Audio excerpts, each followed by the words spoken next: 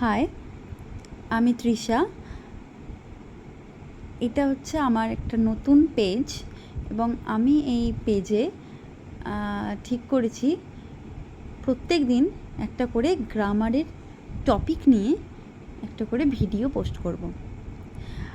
আমি দেখেছি যে অনেকেরই গ্রামার নিয়ে একটু ভীতি রয়েছে, তো ঠিকঠাক করে গ্রামারটা হয়তো শেখে না, এবং ছোটোবেলা থেকেই যদি গ্রামারের ভিতটা না তৈরি হয়, তাহলে পরবর্তীকালে যখন আমরা বড় বড় গ্রামার করব, voice change, narration change, transformation of sentence, তখন না অনেক রকম সমস্যায় পড়তে হয়। তখন যেন গ্রামারটা যেন আরও বেশি ভয়ঙ্কর হয়ে ওঠে।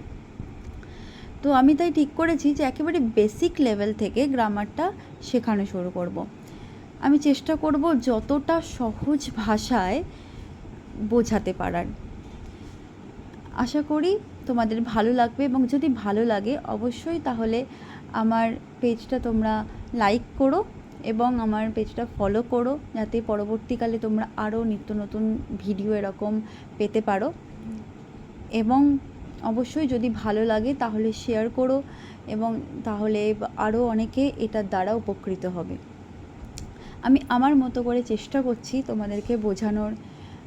যদি কিছু ভুল ত্রুটি থাকে, যদি কিছু সমস্যা হয়, আমাকে তোমরা কমেন্ট করে জানাতে পারো। আচ্ছা, আজকে আমি তোমাদের একেবারে বেসিক লেভেল থেকে শুরু করছি, সেন্টেন্স থেকে। সেন্টেন্স, ঠিক আছে? সেন্টেন্স কি? আমরা তো সকলেই কথা বলি, লিখি, ঠিক আছে? এই যে আমি কথা বলছি, তো কথা বলার সময় আমি কি ব্যবহার করছি? শব্দ, তাই তো? ওয়ার্ড। শব্দ ছাড়া আমরা একটা কথা বলতে পারবো না। তাহলে এই যে শব্দগুলো একের পর এক জুড়ে জুড়ে আমি কি করছি? একটা বাক্য তৈরি করছি।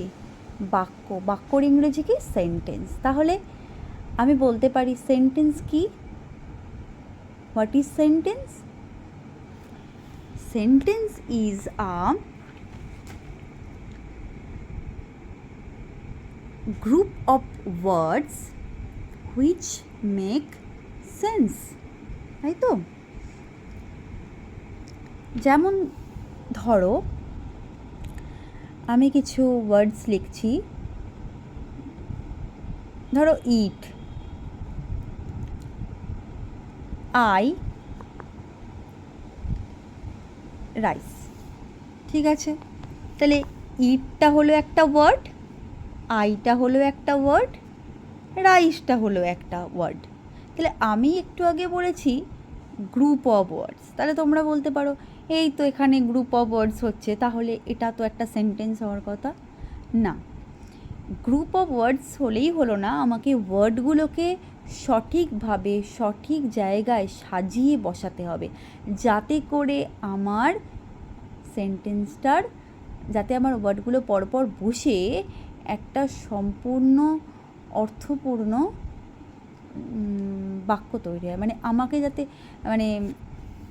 ঠিকঠাকভাবে মানেটা যেন প্রকাশ পায়, সোজা কথায় বললে। তাহলে ইট, আই, রাইস মানে কি?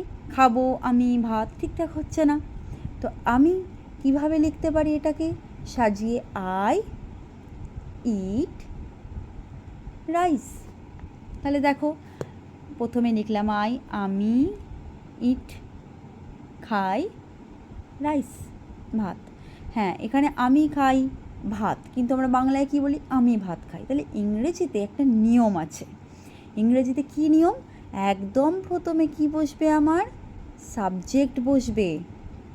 তাহলে ইংরেজিতে প্রথমেই আমার কি বসবে? সাবজেক্ট। হোয়াট ইজ সাবজেক্ট তোমরা জিজ্ঞেস করতে পারো। সাবজেক্টটা কি? সাবজেক্ট হলো যাকে নিয়ে আমার সেন্টেন্সটা তৈরি হবে, মানে যে হচ্ছে আমার সেন্টেন্সের হিরো, যাকে কেন্দ্র করে আমি কথা বলবো, তাই তো? যেমন সিনেমায় তোমরা দেখো যে হিরো হয়, তো তাকে ঘিরেই সিনেমাটা পুরোটা হয়। তো সেই রকম একটা সেন্টেন্সের হিরোকে যে সাবজেক্ট, সে, কারণ তাকে নিয়েই যাবতীয় সব কিছু কথা বলা হচ্ছে, তাকে নিয়েই সেন্টেন্সটা গড়ে উঠছে।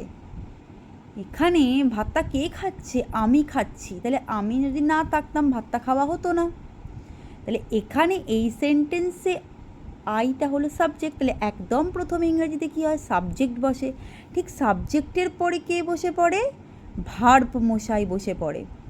ঠিক আছে, এটা কিন্তু রুল, যে সাবজেক্টের পরে ইংরেজিতে ভার্বকেই বসাতে হবে। তাহলে একদম প্রথমে সাবজেক্ট বসবে, তারপরে কিন্তু ভার্ব বসবে, তারপরে হচ্ছে অবজেক্ট। সেটা বিভিন্ন সেন্টেন্সে তোমার অবজেক্ট তুমি পেতেও পারো, আবার তুমি নাও পেতে পারো, কিন্তু এই দুটো, এই যে হিরো আর হিরোইন, এই দুটোকে বসাতেই হবে, মানে সাবজেক্ট আর ভার্বকে বসাতেই হবে। সাবজেক্ট আর ভার্ব ছাড়া তোমার একটা সেন্টেন্স কিছুতেই গড়ে উঠবে না। এটা আর এই রাইসটা কি? অবজেক্ট। অবজেক্ট মানে কি? অবজেক্ট হচ্ছে এই সাবজেক্ট যখন তার কোনো কাজ অন্য কারোর ওপর চাপিয়ে দেয়, তখনই সেটা হয়ে যায় অবজেক্ট। মানে আমি কি খাচ্ছি? ভাত খাচ্ছি। তাহলে আমার দ্বারা কী খাওয়া হচ্ছে? ভাতটা খাওয়া হচ্ছে। তাহলে আমার এই অ্যাকশানটা কার ওপর চলে যাচ্ছে? রাইসের ওপরে, তাই তো? তাহলে এইটা হয়ে গেল অবজেক্ট। আমি নেক্সট ক্লাসে এই সাবজেক্ট, অবজেক্ট, তারপর সাবজেক্টের একটা যে ভাগ সাবজেক্ট, প্রেডিকেটের মধ্যে যে অবজেক্ট থাকবে, কমপ্লিমেন্ট থাকবে, এগুলো আমি নেক্সট ক্লাসে বোঝাবো। ঠিক আছে, আজকে আমি সেন্টেন্সটা নিয়ে বোঝাচ্ছি। তাহলে একটা সেন্টেন্স তৈরি করতে গেলে আমার কি কি লাগছে? সাবজেক্ট লাগছে, ভার্ব লাগছে, আর অবজেক্ট। অবজেক্টটা নাও থাকতে পারে। তাহলে সাবজেক্ট আর ভার্ব, এই দুটো মেন হিরো আর হিরোইনকে লাগছে। বেশ, আচ্ছা, এইবার আমাদের সেন্টেন্সকে কয়েকটা ভাগে আমরা ভাগ করতে পারি। ঠিক আছে, তো আমরা সেন্টেন্সকে 4 ভাগে ভাগ করি, আবার কোনো কোনো জায়গায় আবার 5 ভাগও বলে। আমি সেটা বলে দিচ্ছি। যেমন প্রথম ভাগের নাম হচ্ছে অ্যাসার্টিভ। অ্যাসার্টিভের আবার আরেকটা নাম আছে, জানো তো? অ্যাসার্টিভের আরেকটা নাম হচ্ছে ডিক্লারেটিভ। অ্যাসার্টিভকে আরেকটা বলে কি? ডিক্লারেটিভ।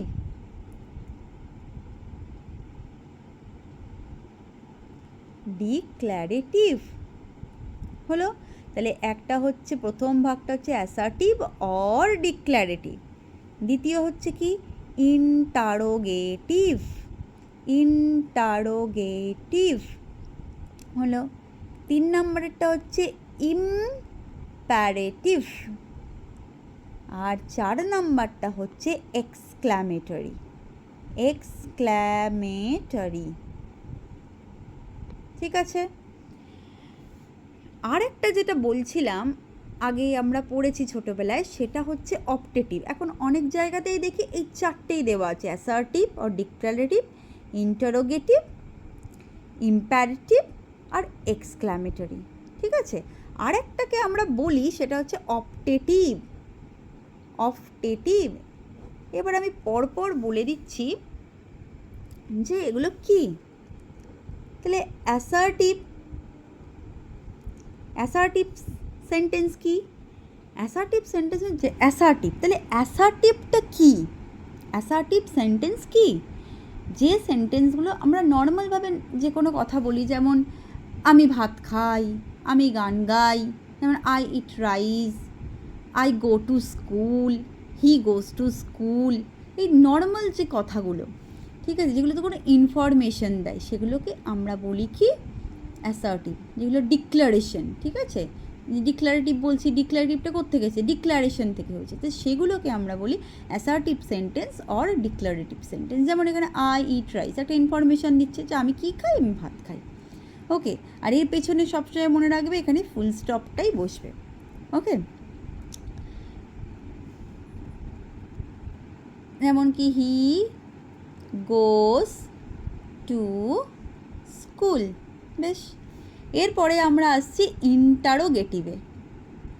ইন্টারোগেটিভ, আচ্ছা, ইন্টারোগেটিভ সেন্টেন্স কি? যে সেন্টেন্সগুলো আমরা যে প্রশ্ন করি, ঠিক আছে, আমাদের যে কোনো প্রশ্নবোধক যে বাক্যগুলো হয়, সেগুলোকে আমরা বলবো ইন্টারোগেটিভ সেন্টেন্স। ঠিক আছে, প্রশ্ন করা, যেমন হু are you? Who are you, এরম প্রশ্নও করতে পারি, এটাও ইন্টারোগেটিভ। আবার আমি বলতে পারি আর ইউ ইল, তুমি কি অসুস্থ, আর ইউ ইল, তাহলে এটাও হচ্ছে আমার ইন্টারোগেটিভ সেন্টেন্স। ঠিক আছে, তাহলে এই যে ধরনের যে প্রশ্নগুলো আমরা করছি এগুলোকে আমরা বলবো ইন্টারোগেটিভ সেন্টেন্স। এবার আমি আসছি কি ইম্প্যারেটিভ সেন্টেন্সে। ইম্প্যারেটিভ সেন্টেন্স, আচ্ছা ইম্প্যারেটিভ সেন্টেন্স যেটা বলছি, ইম্প্যারেটিভ সেন্টেন্সে আমরা কি আদেশ, অনুরোধ এগুলো করি, অর্ডার, রিকোয়েস্ট, কম্যান্ড, এই শব্দগুলো এই বাক্যগুলো বোঝাতে আমরা যে আর কি যার মাধ্যমে আমরা এই ধরনের বাক্য বলি সেগুলোকে আমরা বলি কি ইম্প্যারেটিভ সেন্টেন্স। ঠিক আছে, যে যে শব্দ মানে যে সেন্টেন্সগুলোর মধ্যে দিয়ে আমরা অর্ডার করি, কমেন্ট করি, রিকোয়েস্ট করি সেগুলোকে আমরা বলি ইম্প্যারেটিভ সেন্টেন্স। যেমন ওপেন দ্য ডোর, দরজা খোলো, please give me a glass of water, please আমাকে এক গ্লাস জল দাও। তো এই যে এইরকম যে কথাগুলো আমরা বলছি এগুলো হচ্ছে ইম্প্যারেটিভ সেন্টেন্স। আচ্ছা, ইম্প্যারেটিভ সেন্টেন্সে কিন্তু সাবজেক্ট থাকে না। যেমন দেখো ওপেন দ্য ডোর, ওপেনটা তো ভার্ব থেকে শুরু হয়েছে, দরজা খোলো কাকে বলছে, অন্য কাউকে নিশ্চয়ই বলছে, তুমি দরজা খোলো, তাহলে এখানে তুমিটা কি, ইউটা এখানে থাকে না, ইউটা এখানে থাকে না, আমরা বলি না, উজ্জ্ব থাকে। ঠিক আছে, আমরা এখান থেকে শুরু করব, open the door, please give me a glass of water, কাকে বলছে জল আনতে, অন্য কাউকে বলছে যে আমাকে এক গ্লাস জল দাও, কিন্তু সেই সাবজেক্টটা উল্লেখ থাকে না। এগুলো আমাদেরকে ভেবে নিতে হবে যে এখানে ইউ রয়েছে। ঠিক আছে, অন্য কাউকে বলছে তো তাকে আমরা ভেবে নিতে হবে, তাহলে সাবজেক্ট থাকে কিন্তু সাবজেক্টটা উজ্জ্ব থাকে, আমরা উল্লেখ করি না, আমরা শুধু বলি open the door, give me a glass of water, shut the door. ঠিক আছে, এইভাবে। এবার আসি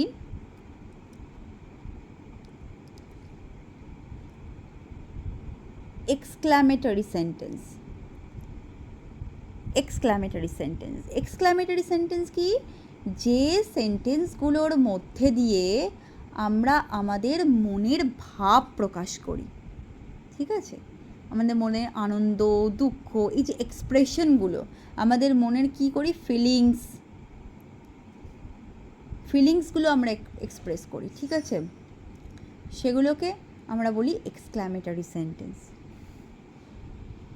ঠিক আছে, তাহলে যে সেন্টেন্সগুলোর মাধ্যমে আমরা আমাদের ফিলিংটাকে বোঝাই, আমাদের মনের ভাবটাকে বোঝাই, সেটাকে আমরা বলি এক্সক্লামেটরি সেন্টেন্স, মানে মনের ভাব বোঝাই। ঠিক আছে, যেমন ধরো তুমি একটা খেলায় জিতেছো, তখন আমরা কি বলি, হুররে, মানে এই যে হুররেটা দিয়ে আমি কি করলাম, আমার মনের ভাবটা প্রকাশ করলাম যে আমি আনন্দ করছি, hurray, we have won the match, আমরা ম্যাচটা জিতে গেছি, তাই জন্য আমরা আনন্দ করছি। এবার ধরো তার কারোর খুব দুঃখ হয়েছে, হ্যাঁ, তখন সে কি বলবে,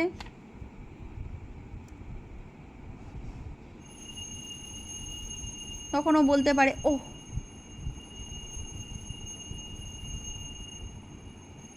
I have loss the match, আমি ম্যাচটা হেরে গেছি। ধরো একটা কোনো সুন্দর জিনিস দেখলে, খুব আনন্দ হলো দেখে, খুব ভালো লাগলো দেখে, ওয়াও বলি তো, ওয়াও,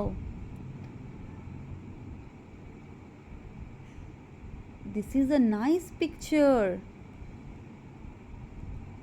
এরকম বলি। আবার এরকমও বলি, what a lovely picture, what a lovely picture this is, এরম বলি, তাই তো। তাহলে এইভাবে যে মনের ভাবটা প্রকাশ করছি, আমাদের দুঃখ, আমাদের আনন্দ, এগুলোকে যে প্রকাশ করছি, যে সেন্টেন্সের মধ্যে দিয়ে করি, সেগুলোকে আমরা বলি এক্সক্লামেটরি সেন্টেন্স। একটা কথা অবশ্যই মনে রাখবে, এক্সক্লামেটরি সেন্টেন্সের দেখো পেছনে একটা এরকম দাড়ি দিয়ে এরকম এই যে একটা ফুটকি, এটাকে বলে এক্সক্লামেটরি সাইন, এই সাইনটা ইউজ করতে হয়। ঠিক আছে, দেখো এখানে ইউজ করেছি, এখানে ইউজ করেছি, এইখানে শেষে ইউজ করেছি, ঠিক আছে? এই হলো ব্যাপার। এবার আমি আসি, আমি যে বলছিলাম এই যে এখানে অপটেটিভ সেন্টেন্স, আগে আমরা কি করতাম, এই অপটেটিভ সেন্টেন্স ইউজ করতাম। অপটেটিভ সেন্টেন্সে কি বোঝায়, যেগুলো কোনো কিছু উইশ করা, উইশ জাতীয় যে সেন্টেন্সগুলো, যেমন আমরা বলছি মে গড ব্লেস ইউ, মানে ভগবানের কাছে উইশ করছি যেন ভগবান আশীর্বাদ করুন, মে গড ব্লেস ইউ, ঠিক আছে? মে ইউ লিভ লং, তুমি দীর্ঘজীবী হও, তুমি দীর্ঘজীবী হও।